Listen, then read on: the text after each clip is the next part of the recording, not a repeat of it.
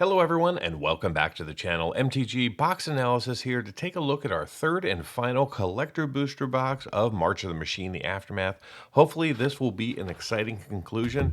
We've seen two collector booster boxes that were very consistent value-wise. I'm hoping that box 3 is just as good, if not the icing on the cake and the crescendo of this analysis where we will see more value than ever before. Fingers crossed, it could happen. Or this could be a completely dud box. It does come from the exact same case as the other two, and since we've seen two really good boxes, there's a chance we could see a bad box. So let's go ahead and crack open our first pack and see what kind of value we can find.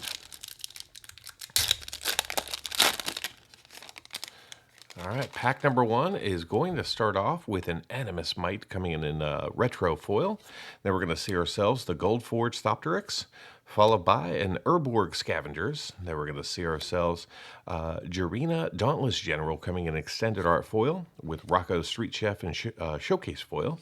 And then we're going to see Deification in etched with a treasure and a zombie. All right, that was a horrible pack number 1. Now that we've got that out of the way, let's see one of the 3 big hits that we're looking for, or one of the Halo foils that has quite a bit of value.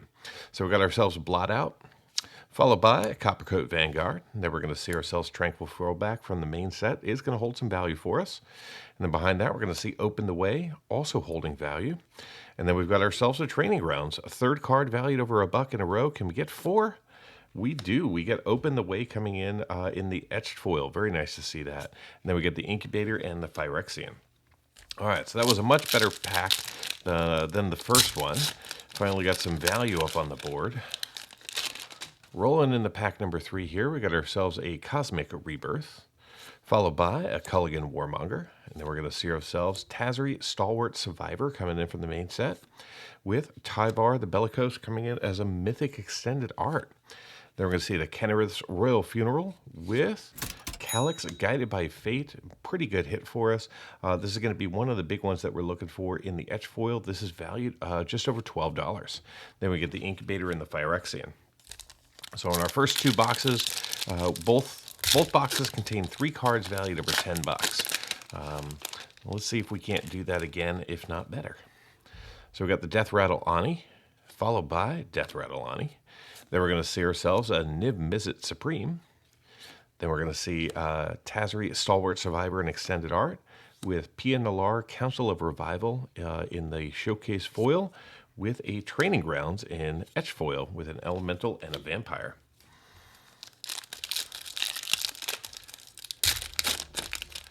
Sure wish I had picked up these boxes when they hit their all-time low. I did pay a little bit closer to the market price right now, which is right around $90. So we got ourselves our first Halo foil box, just an uncommon Cosmic Rebirth. Then we're going to see ourselves a Tolarian Contempt in etch with Calyx coming in again, this time from the main set in foil. Very nice to see that. Calyx from the main set is going to be valued around $12 in foil. Then we're going to see the Kennerith's Royal Funeral in extended art with the Draneth Ruins in the showcase foil, with Ayara's Oathsworn coming in the etch with the Incubator and the Phyrexian. So, all right, we got 2 Calyxes so far. Can we get a 3rd Calyx or a Nissa? Hopefully this is a Calyx Nissa box and not a Calyx Karn box. So we got ourselves a Harness Snubber, followed by a Cosmic Rebirth. Then we're going to see Ayara's Oathsworn from the main set.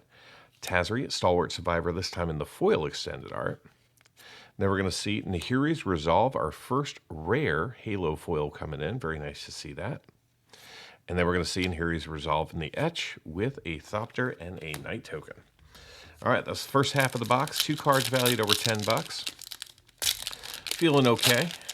Not our best box yet, but still half a box to go. So we got the Reckless Handling, followed by a Markov Baron, very dark card. Then we're going to see a Vesuvian Drifter, followed by Nahiri, Forged in Fury, coming in as a Mythic Extended Art foil, with a Metropolis Reformer. And we're going to see Rebuild the City. All right, so, and then the Incubator in the back. Not the best pack in that one, but they can't all be winners. If they were, these boxes would be $200 a box, right? Nobody wants that. All All right, so we got ourselves the Coppercoat Vanguard foil showcase, followed by a campus renovation. Then we're going to see the Kennerith's Royal Funeral with a Training Grounds extended art. And then we're going to see ourselves in Open the Way. I was hoping that was going to be Nissa, but I'll take Open the Way. And then we're going to see Pia Nalar, Council of Revival in Etch with the Incubator Phyrexian. All right, we are down to 4 packs. Hope we get to see one more big hit. Otherwise, this might be the weakest box of the 3. This one starts off with a Filter Out, followed by Animus Might. And then we're going to see ourselves Rocco Street Chef with a Metropolis Reformer, a Rebuild the City, and then we're going to see, there we go, we got ourselves Nissa Resurgent Animus coming in the etch foil treatment. Very nice to see this. I think it's valued at around $23. So hooray, we got ourselves a Nissa. Then we got an Elemental and a Hydra. All right, 3 more packs to go. Still only 2 Halo foils. These boxes have been good for 4. Usually 2 uncommons, and then so far I've only been getting rares. No mythic Halo foils yet in these 3 boxes. So we got a Gold Forged Thopterix, followed by a Filter Out.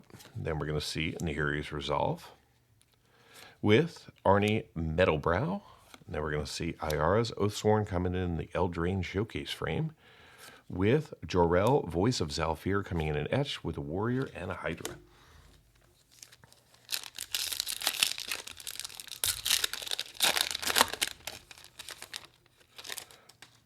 All right, we got ourselves a Culligan Warmonger, followed by a Feast of the Victorious Dead.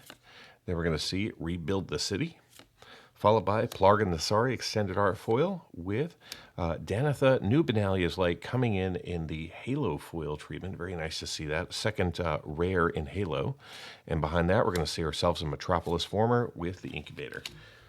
All right, final pack. Let's see if there is an uncommon Halo foil on the top to make all the boxes very consistent with 2 uncommons and then 2 rare or mythic Halos. Look at that. Love it when I'm right. All right, there's our second uncommon Halo foil, the Death Rattle Ani. Then we're going to see ourselves a Blot Out, followed by a Spark Rupture. Then we're going to see Jor-El, Voice of Zhalfir, followed by Samut, Visor of Nakatam, coming in the foil showcase. And behind that, we're going to see ourselves a Leyline Immersion in Etch with a Phyrexian Mirror and a Dinosaur. All right, so give it just a moment. I'll get everything sorted, organized, and come back with a 3-box special MTG box analysis.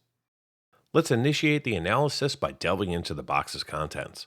Using this graph, we can see the set highlighted in gray, with the observed non-foils in green and the observed foils in orange. Collector booster packs only contain extended art cards in non-foil, and in today's box we saw 7 of them. Now regarding the foils, only rares and mythics from the main set are included with a consistent pull rate of 1 per pack. The assortment of showcase, retroframe, extended art, and Halo foils will vary depending upon the box. Today's box yielded 18 showcase cards, 2 retro frames, 5 extended art cards, and 4 Halo foils. And each pack consistently contains 1 uncommon and 1 rare or mythic etch foil, amounting to a total of 24 per box. Next, let's move in the coverage of the set. In the non-foil space, we saw 7 of the 35 extended art cards, which gave us 20% coverage of the cards available. In the foil space, we saw 61 unique cards, which gave us 36% coverage of all of the foils, excluding Halo foils. Pivoting the coverage by rarity, in today's box we saw 6 non-foil rares, which gave us 24% coverage, and a single foil mythic for 10% coverage. In the foil space, we saw 55% of the uncommons, along with 36 foil rares for 30% coverage, and 5 foil mythics for 10% coverage.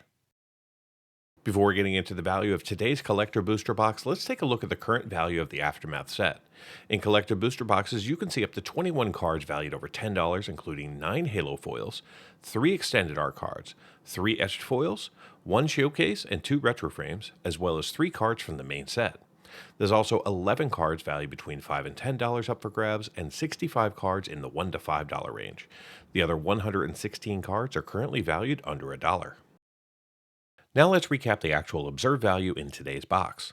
We ended up seeing three cards valued over $10. We saw the foil standard frame Calyx Guided by Fate valued at $12.36, the etched foil Calyx valued at $12.73, and the etched foil Nissa Resurgent Animus valued at $23.93.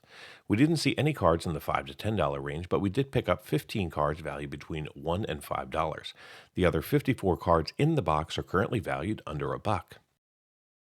So how did this box perform? Well, the market price for this box as of April 7th is $88.97. The Aftermath Collector Booster box contains 12 packs, each with 6 cards, allowing you to see 72 total cards. The 12 tokens that we pulled are valued at $2.43. The 24 uncommons are currently valued at $6.60. The 42 rares that we saw are valued at $37.78, and finally, the 6 mythics are valued at $57.83. Add it all up, and the grand total for this box comes up to be $104.64 in card market value, which is a gain of $15.67 over the current market price for the box, and means that this box returned 118% of the market price in card value. Now, for those of you interested in cards valued just over $2, the numbers look like this. In total, we saw 15 cards valued over $2 in this box and have a current combined value of only $83.62, which means that those 15 cards only represent 94% of the market price for the box. Now let's compare the three boxes side by side. First up, let's take a look at the rarity distribution. As you can see by this chart, each box contains exactly 24 uncommons. This is because there are 2 dedicated slots for uncommons per pack, and with 12 packs per box, you're always going to see 24. Now, the rares and mythics, we saw 2 boxes that contain 8 mythics and 40 rares, and today's box had 6 mythics and 42 rares. Next, let's take a look at the value of all of the boxes while breaking down the biggest hits between the boxes. The 3 boxes have a combined market value of $266.91 sealed. Now, in these boxes, we saw a total of 9 cards valued over $10. Box 1 contained 2 Calyx and 1 Nissa. Box 2 contained 2 Karns and 1 Nissa. And today's box again contained 2 Calyx and a single Nissa.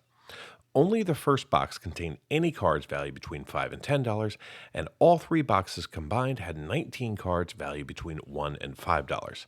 The other 156 cards, not including tokens, were valued under $1. Finally, let's conclude with a breakdown of the value for the 3 boxes. Again, the tokens come from the March of the Machine set, and they are plentiful and therefore contain very little value. The uncommons are kind of the same way. Yeah, they're Aftermath exclusive, but there are a ton of these in circulation and no real breakout hits, thus they are all very low value. The set contains some reasonable rares, and thus there is some value in this category. Box 1 had the best showing with $49.97 in total rare value, followed by Box 2 with $44.83, and finally today's box was the weakest at $37.78. This set really is all about the mythics, specifically Karn, Calyx, and Nissa. Box 2 won this battle with $65.78 in total value, followed by Box 1 with $61.35, and today's box with $57.83. These are all within $8, despite today's box having 2 less mythics than the other boxes. Okay, total value. All of them were valued over $100 in card market value, which is great because that's higher than the market price for the box. Box 2 ended up yielding the highest return by 24 cents over Box 1. As for the cards valued over $2, the best box ended up being Box 2 because of the Nissa that we pulled in that box. The Retro Frame Foil was the most valuable card in all 3 boxes. That gave that box a return of over 111% of the market price. Are these boxes reasonable at $88.97? Sure. The set is small, and there's a good likelihood that you are going to pull a Nissa, a Calyx, Karn, or some combination of all 3, or perhaps even all 3. And if you want those cards, why not pick up a box and crack some packs and add them to your decks? Thank you so much for watching this series on March of the Machine Aftermath. Until next time, do something amazing. Get early access to videos, download the analysis for every box open on the channel, and personally DM me, just like these fine people, all by becoming a member of the channel through YouTube or over at mtgboxanalysis.com. You'll find links in the description. Until next time, do something amazing.